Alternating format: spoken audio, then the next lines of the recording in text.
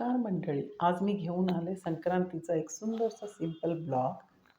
सुख समृद्धी आणि आनंदाचा हा क्षण बघत राहा पूर्ण दिवस कसा. यामध्ये आहे सकाळची रांगोळी, वेगवेगळ्या रेसिपी, होतं गोड तिळगुळाचे लाडू आणि सिंपल रेसिपी स्वाद आणि सफर या चॅनलवर फेस्टिवल्स आणि त्यातल्या रेसिपीज, त्याचं ट्रेडिशन, त्याचं महत्त्व आणि काही ठिकाणी आम्ही फिरायला जातो त्याचं स्वाद आणि सफरची जिकडे आम्ही बाहेर जातो इथे पूजा केलेली आहे. मग नंतर पूजेनंतर पुन्हा स्वयंपाकाकडे वळले आणि स्वयंपाकासाठी सगळी तयारी करून ठेवली होती आणि एक मावशींना बोलवलं होतं फक्त पोळ्या बनवण्यासाठी. बाकी सगळ्या भाज्या, रेसिपी, कुकर सगळं काही मी बनवून ठेवलं होतं.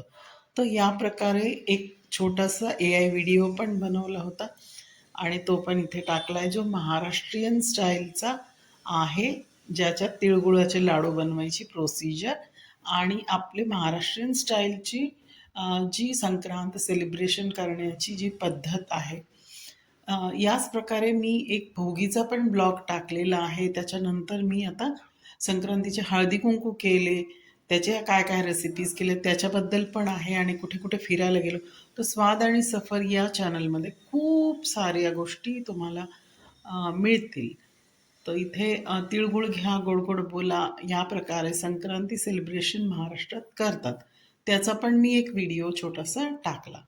त्याच्यानंतर मी तयारी केली आहे आणि ही पूर्ण जी संक्रांतीची सेलिब्रेशनची तयारी, मग थंबनेल बनवणे वगैरे वगैरे बरंच काही मी बनवते. तर ऑनलाईन काम करत असल्यामुळे विविध प्रकारचे थंबनेल बनवणे आणि ऑनलाईन कामाचं ती इथे गुळपोळी तयार झालेली आहे आणि इथे गुळपोळी आणि साधे फुलके बनवण्यासाठी मला मावशींनी मदत केली. आमच्याकडे एक मॅडम येत असतात, कधी कधी बोलवते मी जेव्हा आवश्यक असेल. खूप सुंदर काम करतात त्या आणि याच प्रकारे थोडं बहुत हेल्पिंग हँड घेऊन आजची सुंदर अशी संक्रांतीची थाळी आमची तयार झाली आहे. खूप सारे वेगवेगळ्या ब्लॉग्ससाठी मला थंबनेल्स बनवावे लागतात. मग दुपारी 3 नंतर सुगड पूजा केली आहे. सिंपल पद्धतीने जे जे इथे मिळतं अवेलेबल होतं त्याच्यामध्ये मी इथे सगळी तयारी केली आणि बनवलं. एक इंस्टाग्रामसाठी मी स्टोरी बनवली. तर असा दिवस पूर्ण माझा गेला. तर म्हणजे फेस्टिवलच्या दिवशी पण, संक्रांतीच्या दिवशी पण मी माझं काम ऑनलाईनचं करतच होते. या प्रकारे पूर्ण दिवस माझा सुंदर पद्धतीने तयार झाला.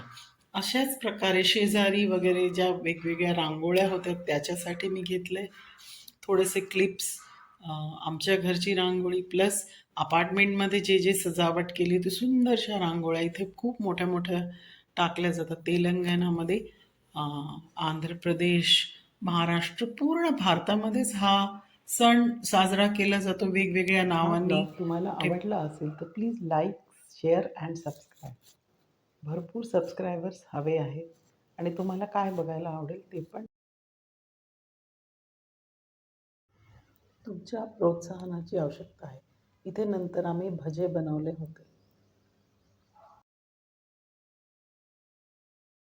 ते बनवले आणि पूर्णपणे तयार केलेली थाळी मग नैवेद्य दाखवला आणि ती सर्वांसाठी दिली. या प्रकारे सिंपलशी थाळी आम्ही बनवली.